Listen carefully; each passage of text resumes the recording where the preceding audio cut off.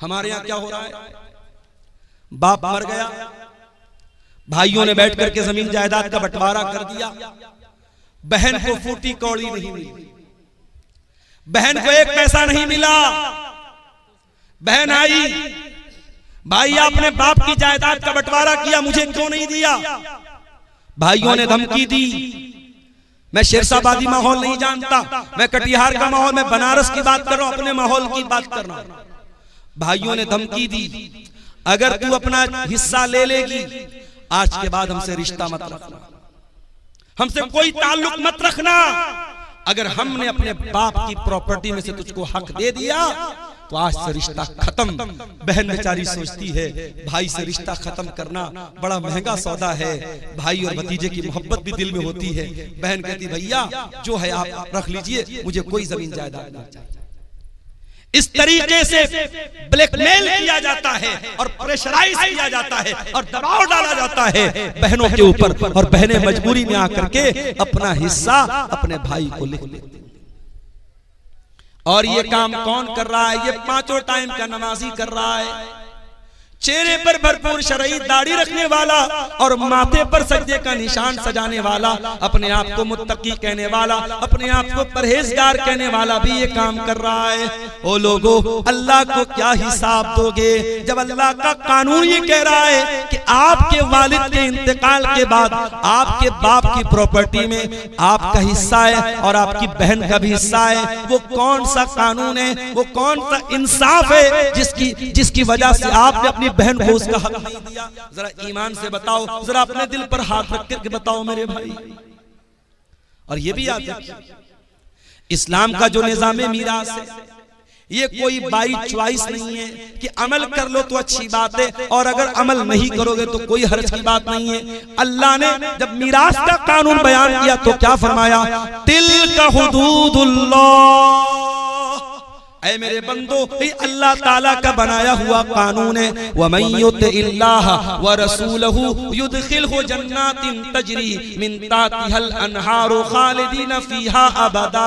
जो अल्लाह की बात मानेगा, जो रसूल की बात मानेगा, जो अल्लाह के कानून पर चलेगा, अल्लाह उसको जन्नत में डालेगा जहां जन्नत में हमेशा हमेशा रहेगा। वज़ालिकल फौजुल अजीम, और ये बहुत बड़ी कामयाबी है। वमन यासिल्लाह व रसूलहु वयतअद्दा हुदूदहु, और जो अल्लाह की नाफरमानी करेगा, जो रसूल की नाफरमानी करेगा, जो अल्लाह के कानून को तोड़ेगा, जो अल्लाह के निजाम मीरास को नहीं मानेगा, जो अल्लाह के बनाए हुए कानून के मुताबिक अपनी बहन बेटी को हिस्सा नहीं देगा, अल्लाह क्या फरमाता है? युदखिलहु नारन खालिदन फीहा, अल्लाह उसको जहन्नम के अंदर डालेगा और जहन्नम में बहुत लंबे टाइम तक वो रहेगा।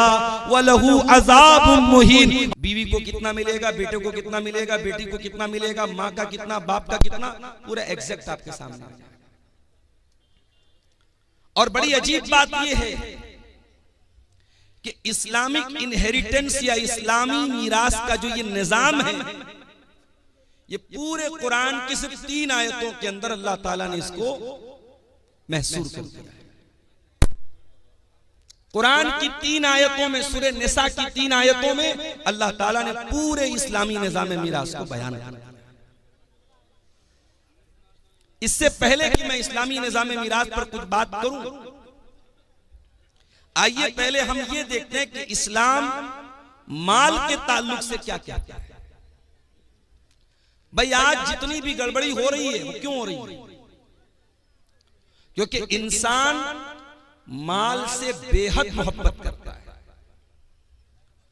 इंसान को दौलत से बहुत प्यार है और दौलत से जब बहुत ज्यादा इंसान प्यार करता है तो वो भूल जाता है कि हलाल क्या और हराम क्या। अल्लाह ने फरमाया सूरह आल इमरान के अंदर, ज़ुय्यिना लिन्नासि हुब्बुश शहवाति मिनन निसा वल बनीन वल क़नातीरिल मुक़ंतरति मिनज़ ज़हबि वल फ़िद्दा वल ख़ैलिल मुसव्वमति वल अनआमि वल हर्थि। अल्लाह ताला ने 6 चीजों का नाम दिया।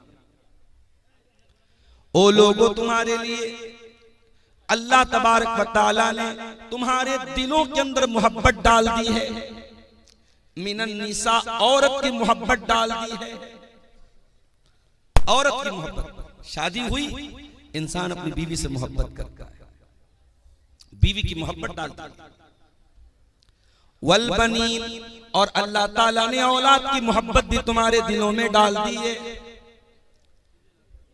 इंसान अपना नुकसान तो सह सकता है, अपने बच्चों का नुकसान नहीं सहता है। दुनिया में हर इंसान दूसरे इंसान को गिराना चाहेगा, हर इंसान दूसरे इंसान को अपने से कमतर देखना चाहेगा। दुनिया में इकलौता बाप है जो अपने बेटे को अपने से भी ऊंचा देखना चाहता है। वल बनीन, औलाद की मोहब्बत तुम्हारे दिलों के अंदर डाल दी गई। वल कनातीरिल मुकंतरति मिनज़्ज़हबि वल फिद्दा, और ऐ मेरे बंदो, अल्लाह ताला ने सोने चांदी की मोहब्बत भी तुम्हारे दिलों के अंदर डाल दी है। रुपये पैसे की मोहब्बत, धन दौलत की मोहब्बत, सोने चांदी की मोहब्बत भी तुम्हारे दिल में डाल दी गई। उसके बाद फरमाया वल खैलिल मुसव्वमती, और अल्लाह ताला ने उन घोड़ों की मोहब्बत भी तुम्हारे दिल के अंदर डाल दी है, जो घोड़े बड़े उम्दा होते हैं, जो निशान ज़दा घोड़े होते हैं, जिन घोड़ों के ऊपर निशान लगाया जाता है। अरब में घोड़े की बड़ी वैल्यू थी, और घोड़े में भी जो घोड़ा निशान ज़दा घोड़ा होता था, जिस पर बाकायदा अलामत रहती थी, सिंबल रहता था, उस घोड़े को बड़ा ऊंचा माना जाता था। उस जमाने की सवारी घोड़ा था। आज की सवारी फॉर्च्यूनर है, आज की सवारी स्कॉर्पियो है, आज की सवारी बुलेट है। तो सवारी की मोहब्बत भी इंसान के दिल में डाली। वल अनाम, और अल्लाह ताला ने तुम्हारे दिलों के अंदर चौपायों की मोहब्बत, बैल बकरी गाय भैंस, जिन चौपायों को तुम पालते पोसते, उन चौपायों की मोहब्बत तुम्हारे दिल में डाल दी है। वल हरती, और अल्लाह ताला ने खेती बाड़ी करने वाले किसानों के दिल में उनकी खेती बाड़ी की मोहब्बत उनके दिल में डाल दी है। ये 6 चीजें हैं जिनकी मोहब्बत अल्लाह ताला ने नेचुरल रखी है। कोई अगर ये कहता है मुझे माल से प्यार नहीं है, कोई कहता है मुझे बीवी से मोहब्बत, औरत से मोहब्बत नहीं है, कोई कहता है औलाद से मोहब्बत नहीं है, झूठ बोलता है। ये नेचुरल चीजें हैं, इनकी मोहब्बत अल्लाह ताला ने प्राकृतिक रूप से नेचुरली हमारे दिल में डाल दी। लेकिन इन 6 चीजों का तस्करा करने के बाद अल्लाह क्या फरमाता है, ज़ालिका मताउल हयातिद दुनिया वल्लाहु इंदहु हुस्नुल माआब। मेरे बंदो, ये कहां से आवाज आ रही है बीच में? ज़ालिका मताउल हयातिद दुनिया, ये औरत की मोहब्बत, ये औलाद की मोहब्बत, ये सोना चांदी की मोहब्बत, ये घोड़े की मोहब्बत, ये चौपायों की मोहब्बत, ये खेती की मोहब्बत। ज़ालिका मताउल हयातिद दुनिया, ऐ मेरे बंदो, ये तो दुनिया के अंदर ही रह जाएगी। औलाद भी दुनिया के अंदर, माल भी दुनिया के अंदर, सोना चांदी भी दुनिया के अंदर, ये बैल बकरी गाय भी दुनिया के अंदर, ये खेती बाड़ी भी दुनिया के अंदर। वल्लाहु इंदहु हुस्नुल माआब, लेकिन जन्नत अगर चाहिए, अगर बेहतरीन ठिकाना चाहिए, अगर अल्लाह की अबदी नेमतें चाहिए, तो वो अल्लाह के पास मिलेंगी, वो आखिरत में मिलेंगी। क्या मतलब? मतलब इन 6 चीजों की मोहब्बत में पढ़कर अल्लाह को भूल मत जाना, आखिरत को भूल मत जाना। ये सारी चीजें यही रह जाएंगी, अल्लाह क्या काम देने वाली नहीं। इसीलिए अल्लाह के प्यारे नबी क्या फरमाते हैं, कयामत के पहले वो दौर भी आएगा जब लोग पैसा कमाने के चक्कर में अंधे हो जाएंगे। फरमाया याती अलन्नासी ज़मानुन ला युबालिल मर्उ मिन ऐना अखज़ल माल, वो जमाना भी मेरी उम्मत के लोगों तुम पर आने वाला है जब इंसान इस बात की परवाह नहीं करेगा माल कहां से कमा रहा है, हलाल तरीके से कमा रहा है या हराम तरीके से कमा रहा है। माल आना चाहिए, जुआ के जरिए आए, सट्टे के जरिए आए, सूद ब्याज के जरिए आए, समूह बैंक के जरिए लोन लेकर के आए, किसी का हक मार करके आए, पैसा आना चाहिए, दौलत आना चाहिए। अल्लाह के प्यारे नबी एक दूसरी हदीस में फरमाते हैं, ले कुल्ले उम्मतिन फितनतुन व फितनतु उम्मती अलमाल, हर उम्मत का एक फितना होता है और मेरी उम्मत का फितना माल है। माल बहुत बड़ा फितना है और नबी ने पूरी उम्मत के लिए कहा है। इसमें उम्मत के उलमा भी आ गए, इसमें उम्मत के जाहिल लोग भी आ गए। उम्मत के हर तबके के लिए माल फितना है। माल आजमाइश है। माल कमाने के चक्कर में अगर इंसान अल्लाह से नहीं डरेगा, हराम माल भी उसके घर में आ जाएगा। और आगे बढ़िए, माल आप कमा रहे हैं, अगर आप इस बात की परवाह नहीं करते माल कहां से आ रहा है और इस बात की भी परवाह नहीं करते कि माल कहां पे लुटा रहे हैं, कहीं ऐसा तो नहीं कि महबूबा के रिचार्ज पर अपना माल लुटा रहे हैं, कहीं ऐसा तो नहीं कि ज़िना के अड्डों पर माल लुटा रहे हैं, कहीं ऐसा तो नहीं कि शराब और ड्रग्स के ऊपर आपका माल बर्बाद हो रहा है। इस माल की कमाई का भी हिसाब देना है और इस माल की आमदनी का भी हिसाब देना है। मैं तो जॉब करता हूं, हर साल इनकम टैक्स भरता हूं। मेरा पैन नंबर जैसे ही सिस्टम में डालो, साल भर का पूरा कच्चा चिट्ठा, अब तो हमारी गवर्नमेंट ने आधार के साथ हर चीज को लिंक कर दिया है। एक पैसा भी मेरे अकाउंट में कहां से आया, मेरे इनकम टैक्स का जैसे पेज खुलेगा सामने आ जाता है। इंसान का बनाया हुआ सिस्टम इतना मजबूत हो गया है, गवर्नमेंट ऑफ इंडिया का बनाया हुआ सिस्टम इतना मजबूत हो गया है। आपके आधार के साथ आपकी जमीन, आपकी जायदाद, आपका खाता, आपके खाते में एक पैसा भी आ रहा है, कहां से आ रहा है, वो सारा रिकॉर्ड मौजूद है। अगर इंसान के बनाए हुए सिस्टम के अंदर इतनी बारीक बारीक चीजें पैदा हो सकती हैं, सोचो इंसान को बनाने वाले खालिक का सिस्टम कितना मजबूत होगा, उस अल्लाह का निजाम कितना मजबूत होगा। अल्लाह के प्यारे नबी फरमाते हैं, तिरमिजी की रिवायत है, ला तज़ूलु कदमा इब्ने आदम मिन इंदि रब्बिही यौमल क़ियामा, इंसान क़यामत के दिन अपनी जगह से हिल नहीं पाएगा जब तक 5 सवालों का जवाब न दे दे। पहला सवाल, अन उम्रिही फीमा अफ़ना, मेरे बंदे तूने अपनी जिंदगी को कहां गुजारा। दूसरा सवाल, वन शबाबिही फीमा अबला, तूने अपनी जवानी को कहां गुजारा। तीसरा सवाल, वन मालिही मिन ऐन इक्तसबहू, तूने माल कहां से कमाया, तेरी आमदनी का जरिया क्या था, तेरी इनकम का जरिया क्या था। व फीमा अनफका, और चौथा सवाल, तूने माल कहां पर खर्च किया, कहां पर लुटाया। और पांचवा सवाल, व माज़ा अमिला फीमा अलिमा, तूने जो इल्म हासिल किया उस इल्म के ऊपर तूने अमल कितना किया। ये 5 सवाल का जवाब आपको भी देना है, मुझको भी देना है, मौलाना साहब को भी देना है, आलिम को भी देना है, जाहिल को भी देना है, कटिहार शहर के रहने वाले को भी देना है, हसनगंज के देहात में रहने वाले को भी देना, हर इंसान माल कहां से कमाया, हिसाब देना है। इसलिए मेरे प्यारे साथियों, हमारी शरीयत में बार बार ताकीद की गई, हलाल कमाई खाओ। हमारी शरीयत में हलाल कमाई नहीं खाओगे तुम्हारा रोजा कबूल नहीं होगा, तुम्हारी नमाज कबूल नहीं होगी, तुम्हारी ज़कात कबूल नहीं होगी, तुम्हारा हज कबूल नहीं होगा। आइए वो हदीस भी आपको सुना देता हूं, सही मुस्लिम की रिवायत है। अल्लाह के प्यारे नबी फरमाते हैं, इन्नल्लाह तय्यिबुन ला यक़बलु इल्ला तय्यिबा, अल्लाह ताला पाक है और पाक ही को कबूल करता है। अल्लाह ताला नापाक चीज को कबूल नहीं करता है। तुम चोरी करो, तुम डाका डालो और गरीबों की मदद करते रहो, मदरसों की मदद करते रहो, मस्जिद की मदद करते रहो, अल्लाह को ऐसे चंदे की जरूरत नहीं, अल्लाह को ऐसे सदके की जरूरत नहीं। इन्नल्लाह तय्यिबुन ला यक़बलु इल्ला तय्यिबा, अल्लाह पाक है और पाक को ही कबूल करता है। उसके बाद अल्लाह के नबी फरमाते हैं कि अल्लाह ताला ने कुरान में ईमान वालों को हुक्म दिया, सूरह बकरा के अंदर, या अय्युहल्लज़ीना आमनू कुलू कुलू मिम्मा फिल अर्ज़ि हलालन तय्यिबा, ऐ ईमान वालो जमीन में जो हलाल चीजें उसको खाओ।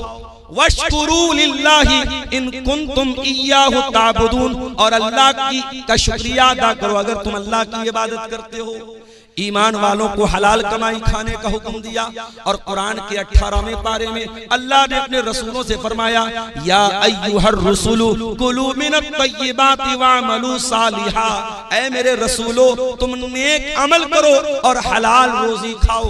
पता ये चला कि जब तक हलाल रोजी नहीं खाओगे तुम्हारा अमल नेक नहीं हो सकता, तुम्हारे नेक अमल की कोई वैल्यू अल्लाह ताला क्या नहीं है। उसके बाद अल्लाह के नबी ने एक मिसाल दी। आपने फरमाया एक आदमी बहुत लंबा सफर करके आता है, अशासा उसके बाल बिल्कुल मैले कुचैले हो जाते हैं। हम लोग भी सफर करते हैं, सफर बता देता है कि इंसान सफर से। रात में पटना में मैं शाम को 6 बजे पटना में था और रात 12 बजे किशनगंज में था। 100-120 की स्पीड से गाड़ी चल रही है, कार से आदमी आ रहा, आराम से आ रहा है, मगर पहुंचने के बाद इंसान की बॉडी बता देती है सफर करके। अल्लाह के नबी फरमाते इतना लंबा सफर करके आया है, आशासा बाल परागंदाए अगबरा, उसके कपड़े मैले कुचैले, उसके कपड़े देख करके पता चल रहा है बड़ा लंबा सफर करके आया है। यमुद्दु यदैहि, और अपने हाथों को उठा करके अल्लाह से दुआ करता है। देखो जब बंदा हाथ उठा के दुआ करता है तो अल्लाह ताला दुआ कबूल करता है। अब यहीं से ये मसला भी नोट कर लो कि दुआ के लिए हाथ उठाना ये दुआ के आदाब में से। अब बाज लोग कहते हैं साहब नमाज के बाद हाथ उठा के दुआ कर सकते हैं कि नहीं? अगर इंडिविजुअली कर रहे हो, अलग अलग कर रहे हो, कर सकते हो, लेकिन अगर इज्तिमाई हो रही है तब ये बिदअत है, इसकी गुंजाइश नहीं। आदमी अपने तौर पर अल्लाह से कुछ मांग रहा है, कोई मसला नहीं, मांग सकता है भाई। जरूरी तो नहीं कि नमाज में मैंने सब मांगा। मेरा बच्चा बीमार है, नमाज मैंने पढ़ ली, अब मैं हाथ उठा के दुआ करूं अल्लाह मेरे बच्चे को शिफा दे। कारोबार को लेके परेशान हूं, दुकान अच्छी नहीं चल रही है, रोजी रोटी अच्छी नहीं चल रही है, नमाज पढ़ लिया, तस्बीहात पढ़ ली, दुआएं पढ़ ली, अस्कार पढ़ लिया, अब हाथ उठा के दुआ कर रहा हूं अल्लाह मेरी दुकान को तू चला दे, मेरी रोजी को कुशादा कर। कोई हर्ज की बात नहीं, हाथ उठा के दुआ कभी भी कर सकते हैं, कोई हर्ज की बात नहीं। बल्कि हाथ उठा के जब बंदा दुआ करता है, अल्लाह के प्यारे नबी फरमाते हैं इन्नल्लाह हय्युन करीमुन, अल्लाह ताला हया वाला है, अल्लाह ताला करम वाला है। जब बंदा अल्लाह की बारगाह में हाथ उठा के दुआ करता है तो अल्लाह ताला को हया आती है कि बंदे को खाली हाथ कैसे लौटाए। अल्लाह बंदे को खाली हाथ नहीं लौटाता। दुआ के लिए हाथ उठाना ये दुआ के आदाब में से है। अल्लाह के रसूल कह रहे लंबा सफर करके आया है, बाल मैले कुचैले, कपड़े गंदे, और हाथ उठा के दुआ कर रहा है और कहता या रब्बी ऐ मेरे रब, या रब्बी ऐ मेरे रब। अल्लाह को रब कह के दुआ कर रहा है। ये भी मसला याद रखो, जब अल्लाह को रब कह के दुआ मांगी जाए तो दुआ जल्दी कबूल होती है। एक तो मुसाफिर है, मुसाफिर की दुआ जल्दी कबूल होती है। लंबा सफर करके आया है, मुसाफिर है, कपड़े मैले कुचैले हैं, हाथ उठा के दुआ कर रहा है, अल्लाह को रब कह के दुआ कर रहा है। यानी कबूलियत के कई असबाब और कबूलियत की कई चीजें इकट्ठा हो गई हैं। लेकिन अल्लाह के नबी फरमाते हैं व मतामुहु हराम व मशरबुहु हराम व मलबसुहु हराम व गुज़िया बिल हराम फअन्ना युस्तजाबु लिज़ालिक। ऐ मेरे सहाबा, उसका खाना हराम कमाई का, उसका पानी हराम कमाई का, उसका कपड़ा हराम कमाई का, उसकी परवरिश हराम कमाई की। फअन्ना युस्तजाबु लिज़ालिक, ऐसे इंसान की दुआ कैसे कबूल होगी?